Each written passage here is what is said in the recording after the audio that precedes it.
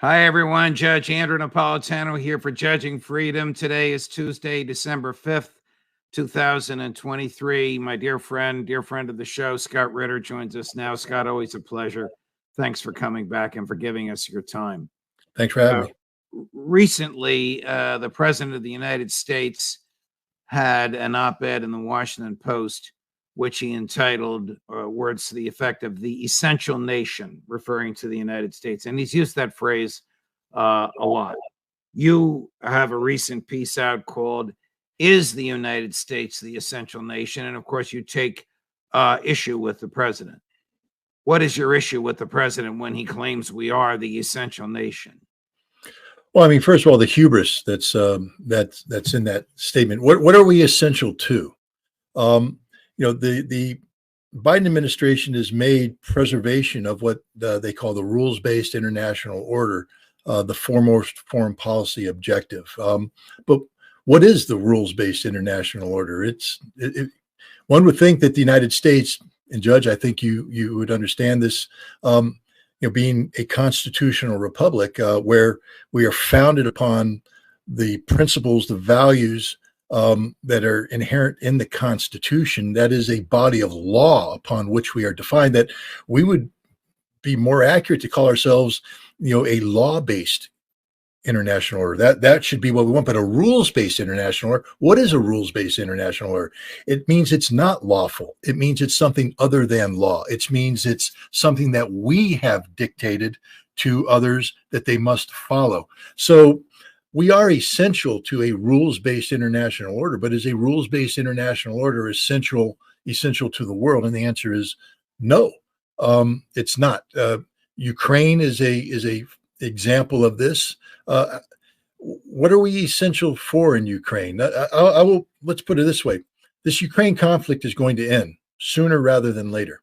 And when it does, the American people will have forgotten it just as quickly as we forgot the Afghan conflict. You remember the other existential crisis that we faced just a couple of years ago.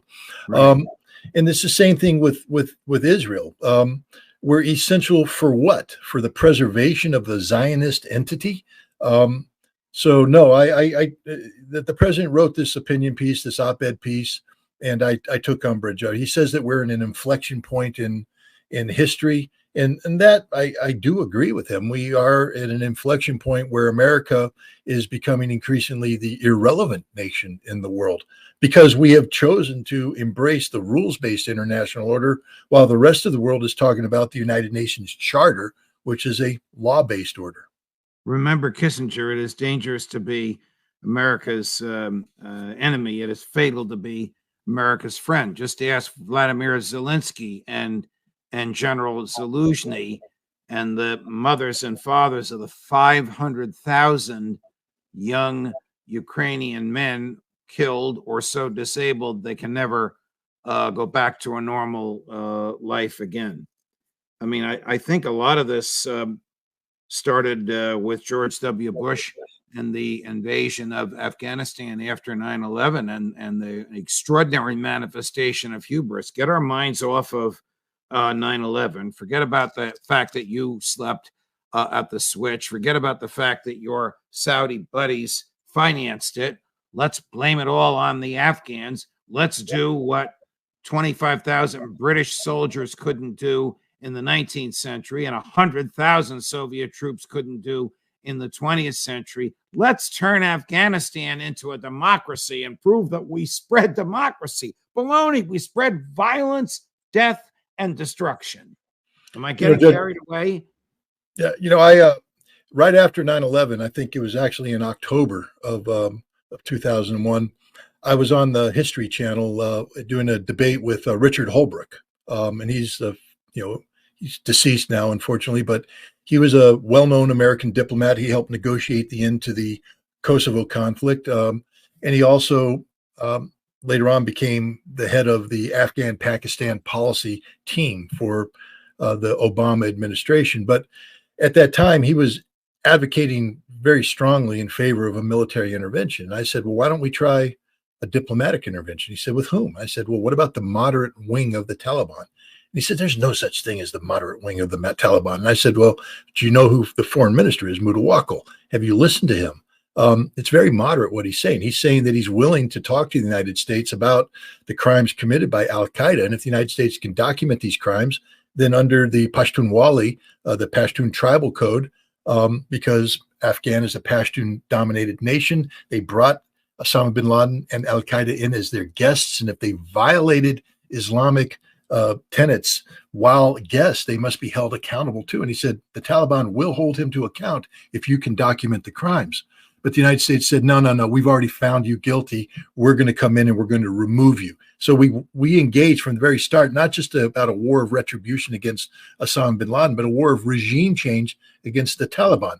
Today, the Taliban's back in power. That didn't go very well.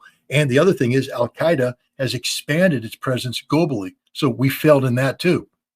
Well, it was a miserable failure on the part of the Bush administration. Maybe one of the worst foreign policy decisions of the modern era. Another horrific foreign policy decision of the modern era is to convince President Zelensky that Vladimir Putin is a monster unworthy of entering into with a treaty, and that we would so back him up with sufficient moral, political, emotional, international, financial, and military support that he would never be wanting. Now he's wanting. Zelensky. Look, one of the big problems here, let's look at two foundational elements of that, of what you brought here. The first one is we don't care about Ukraine. Let's just be honest for once as the American people. Just like we didn't care about Afghanistan, we don't care about Ukraine. You know, do you remember when we were talking about how we were going to save the Afghan women, how we were going to come in and put Western values, turn Afghanistan into a forward-thinking country because it was so important, not only for the humanity of the Afghans, but also because we had to transform Afghanistan so we would fight the enemy over there, keep them over there, so we didn't have to fight them here at home. But overnight, all that went away. Who's talking about the Afghan women today? Who's talking about the Afghan? No one, because we never really cared about them. It was always political garbage, hot air. The same with Ukraine. All the Americans have put the Ukrainian flag on their social media is a little feel-good thing. You don't care about Ukraine. You never had. That flag will be gone. It's probably already gone now that Ukraine has lost. You don't want to be associated with losers because you never really believed in them. Ukraine has lost. We're abandoning them like the bad habit they are. This is the fact. The other thing is, why did we do this? We did it because we said, that's the question. That's the $64,000 question. And that gets us back to the government's belief that we are essential. But it's more than that, Judge. It's arrogance and it's ignorance. To give you an example, my good friend Seymour Hersh, and he is my good friend. I've known him for 25 years, but he put out a Substack that I take umbrage at. Not against him. His job is to report, but he's quoting a source or sources within the U.S. government about so-called negotiations that are taking place between Ukraine and Russia, between Zaluzhny, the head Ukraine military guy, and Gerasimov, the head of the Russian. And just on the surface, this is so absurd. It's beyond belief. Gerasimov constitutionally is not permitted to engage in these kinds of negotiations. So right off the bat, you want me to believe that Russia has waived all constitutional due process, et cetera, to allow this conversation to occur. Two, like it's premised on the notion of a frozen conflict that would freeze Russia's line, leaving important elements of Kherson Oblast, Zaporizhia, and Donetsk in Ukrainian control. That can't happen because constitutionally they belong to Russia, and Russia can't freeze that. That requires the legislator, the Duma, together with the president, to reapproach the issue and get permission to do this constitutionally. That hasn't happened, and it won't happen. And lastly, it's premised on, once this happens, that Ukraine will be allowed to join NATO. Russia went to war to stop Ukraine from joining NATO. And to believe any of this, you have to say that Russia's losing this conflict. But we know now that they're not. There's not anybody out there today, with the exception of maybe Jack Devine, who is articulating that Russia is losing this war. But now we come. Why did this article get published? Because it's designed to sow the seeds of doubt in the minds of a Russian population that we continue to believe to be susceptible to disinformation, to get them to doubt their government, doubt the sincerity of their government, to promote discontent that can rise to the point of a Moscow Maidan moment to remove Putin from power. And there it is, Judge, the answer to the $64,000 question. Why did we do all this? Because we somehow believed that Vladimir Putin was vulnerable, and that if we could expose him to the political pitfalls of economic sanctions combined with military difficulties in Ukraine, that the Russian people would rise up and remove him from power. He is the most popular president in the history of Russia. The Russian people are 100% behind him. The Russian economy is stronger than it's ever been. The Russian military is the strongest military in the world.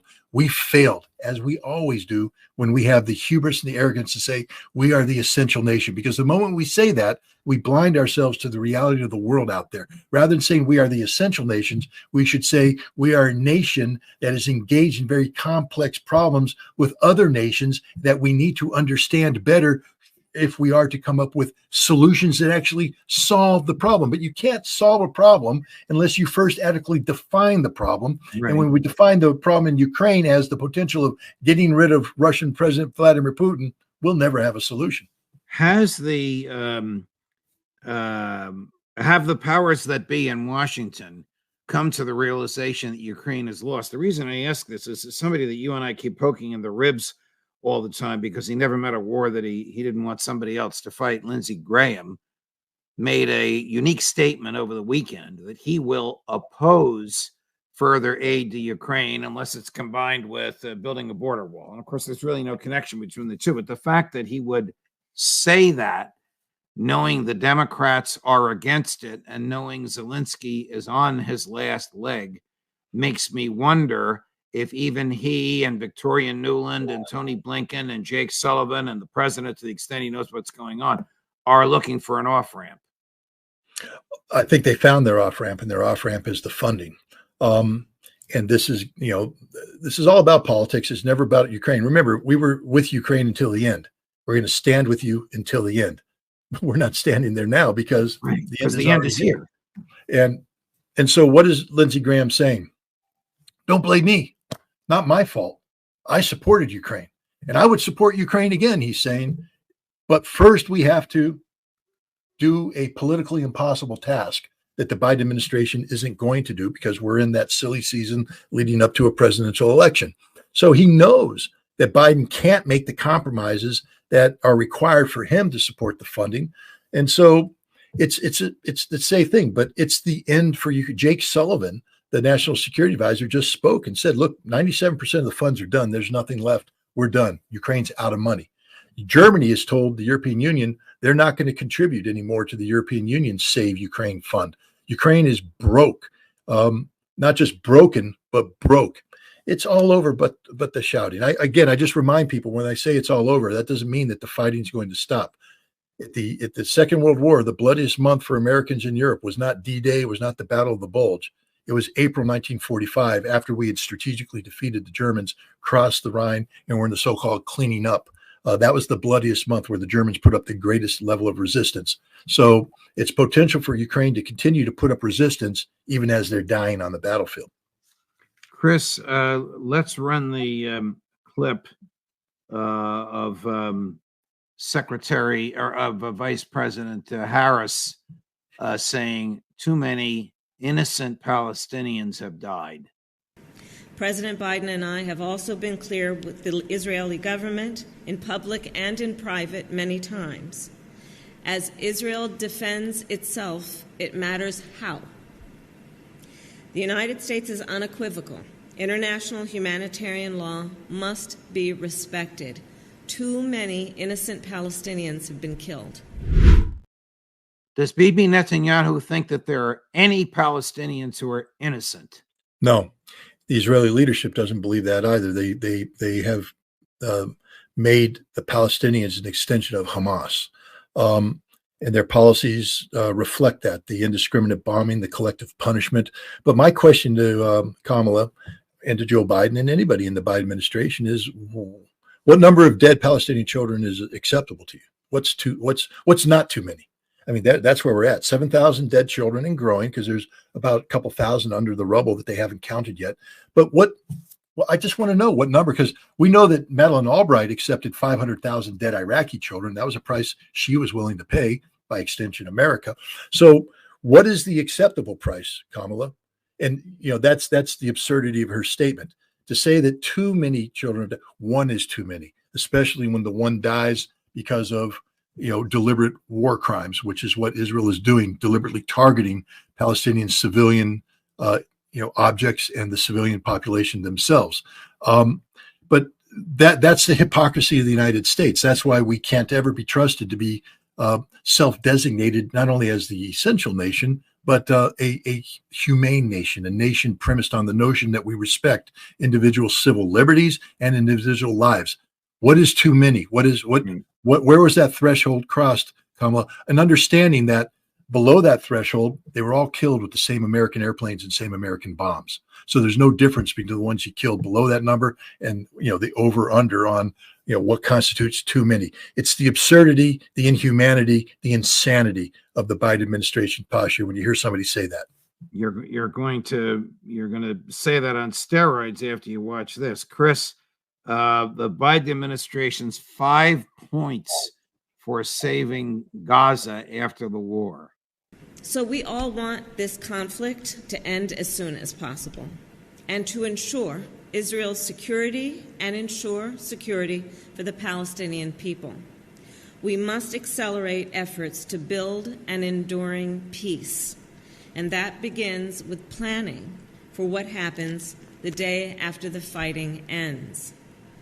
Shortly after October 7th, President Biden and I began discussions with our national security team about post-conflict Gaza.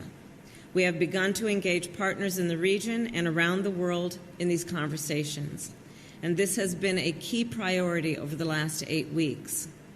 5 principles guide our approach for post-conflict Gaza. No forcible displacement, no reoccupation, no siege or blockade, no reduction in territory, and no use of Gaza as a platform for terrorism. We want to see a unified Gaza and West Bank under the Palestinian Authority, and Palestinian voices and aspirations must be at the center of this work. Nobody can take that seriously. Everything she said she wants to happen, we are providing weapons, ammunition, and cash to make sure it doesn't happen. She doesn't want any terrorists in Gaza. The IDF are terrorizing Gaza. Yeah. Right. And again, Judge, one man's terrorist is another man's freedom fighter. I just want to recall all the Americans out there. Sam Adams was George III, George Washington was a terrorist. Sam Adams was a terrorist. Paul Revere was a terrorist. Thomas Jefferson was a terrorist. So here we have Hamas. Is Hamas a terrorist organization? I mean, people have classified them as such, but we also have recognized them as a legitimate political entity tasked with the governance of Gaza. So they're more than a terrorist organization. They're an organization now that has a political responsibility for the welfare of people who constitute the population of an open-air concentration camp. Kamala Harris says that she wants to talk about the future of Palestine, and she says after October 7th. Well, Kamala, I just have one question for you. Where was this on October 6th? Where was this concern for the Palestinians on October 5th, 4th, 3rd, 2nd, 3rd, dating all the way back? Non-existent. So the only reason why you're talking about it after October 7th is because Hamas attacked Israel. And Hamas's attack against Israel was a political act designed to get you to start talking about Palestine. So stop talking about Hamas as a terrorist entity, because there will never be a solution to this problem so long as you seek to categorize them, because Hamas will not be defeated by Israel. Hamas is not being defeated by Israel. Hamas is prevailing right now because Israel has set an impossible bar for its success, the destruction of Hamas politically and militarily. Politically, Hamas, man, it's won the world right now. Even though we don't say we're demonstrating for Hamas, the people demonstrating for Palestine are only demonstrating for Palestine because of what Hamas did on October 7th. So indirectly, you're demonstrating in support of Hamas's political objective of a Palestinian state. The world is turning against Israel because of what Hamas did on October 7th. Hamas is a legitimate entity. If there was an election today in Palestine, Hamas would win the legislature and the presidency. It has more legitimacy and authority in the eyes of the Palestinian people because it's the only entity that's standing up for the Palestinian people. The Palestinian Authority, Mahmoud Abbas, they are supporting Israel. They serve as an adjunct of the Israeli security state, terrorizing their own population. Hamas is a reality that we're going to have to learn to deal with. They're not going away. They're getting stronger, and they're winning. They're winning politically abroad and domestically amongst the Palestinian people, and they're winning militarily. The Israelis have been fought to a standstill in Gaza. Hamas is inflicting a defeat of death by 1,000 cuts, and this conflict continues. The Israeli casualty figures are going to expand even further.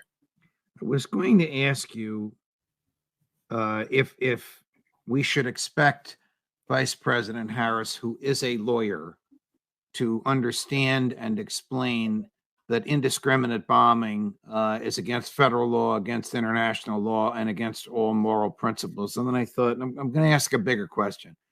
Are we naive to expect political leaders to tell the truth? Yes, because the truth is not the friend of political leaders. It would be nice if our politicians had, the intent of Jimmy Stewart in Mr. Smith Goes to Washington, a classic movie where he wants to do the right thing. And maybe some of our senators and congressmen or representatives have that when they enter Congress. But if you're a representative, you have 2 years to get reelected, which means day one, the first thing that happens is your handlers take you to a series of phones where you start raising money for the next election, which means money becomes the whole reason why you exist as a representative. Money that has to come from somewhere. And rather than spending all the time calling every man, woman, and voter in your district, you cheat and you go to funders, you go to the supporters who own you now because they give you the money that allows you to get your committee seat, get your power. And here's the other thing to point out. Let's just go through every one of these congressmen and senators and look at their salaries when they entered Washington, D.C., and take a look at their value 5 years later. And you'll see that they go from $150,000 to $5 million, $10 million, $20 million, and they ain't getting that $20 million by the money we, the taxpayers, pay them, which means that they have sold out to the system, to the establishment. There's not an honest politician in America today. I hate to say it that way and be that blunt, but I'd like to see one prove me otherwise. And so we are naive. We are naive. There's a tool for interpreting statutes called legislative intention, and you look at what the legislature said at the time they enacted the legislation. And my late great friend Justice Antonin Scalia said, it doesn't matter what they said. There's only one reason they ever vote for anything: to get reelected. Bingo. And he's 100% correct. And they get reelected by pleasing the people that finance their campaigns. When do you think the Israeli government will recognize the damage it's doing to Israel in the PR war and in international standing, and the danger it's exposing to the Israeli people as their neighbors get angrier and angrier? Egypt, Jordan, Turkey, Iran. Look, the whole purpose of the Israeli government as it's currently configured is to keep Benjamin Netanyahu out of jail. I'm being serious, because the number one priority of this current Netanyahu government was at the time to rewrite basic law in Israel so that the judiciary would no longer be free and independent, but instead be subordinated to the whim of a politicized legislative branch, the Knesset. And this was destroying Israel. So if hundreds of thousands of people are in the streets demonstrating against Benjamin Netanyahu, calling for his resignation, and it was harming Benjamin Netanyahu abroad, including in the United States, because you can't speak of being a democracy when basically through this act, this coup d'etat against your judiciary, Netanyahu had elevated himself to be the supreme autocrat. So he doesn't care about Israel. He only cares about Benjamin Netanyahu. And now, I'm not a conspiracy theorist. I think people out there who talk about 9/11 and all that are very unhappy with me because I don't buy into their conspiracies. But and I viewed people who said, well, Netanyahu knew, he knew this, they had to do this. And I said, at first I'm like, that's a conspiracy. I'm more a fan of incompetent theory. But the more you dig into this, the more you realize what the Israelis knew. And, the detail of information that had been provided to Israeli decision makers and the insanity of the Israeli government meeting to discuss the inevitability of a Hamas invasion on the morning of October 7th and failing to at least put the forces on alert, at least tell the people on the border, stand to, get armed, get ready to repel borders, do something. But instead to say, we're going to sleep on it. And then Hamas attacked and did what they did. And then the delay in the response, when you have a 5-minute plan for a helicopter response that takes 7 hours to execute, Benjamin Netanyahu has a lot to account for here. And I do believe that we're going to need a commission of inquiry at some point in time. And I do believe that he's probably going to be pushed out of power because he's an embarrassment. Less than 4% support amongst the Israeli public, and it's falling even further if it can fall too much more because of the lies being told by the Israeli government about what happened on October 7th. Scott Ritter, always a pleasure, my man. Thank you for your passion. Thank you for your intellect. And thank you for your ability to analyze these things as few others can. We'll see you again soon. Thanks for having me. Of course. Judge Napolitano for Judging Freedom, 245,000 subscriptions. Thank you so much. Our goal, of course, is 250,000 by Christmas. We are well on our way there, thanks to you. All of our usual guests will be back with us in the coming days. Thanks for watching. Judge Napolitano for Judging Freedom.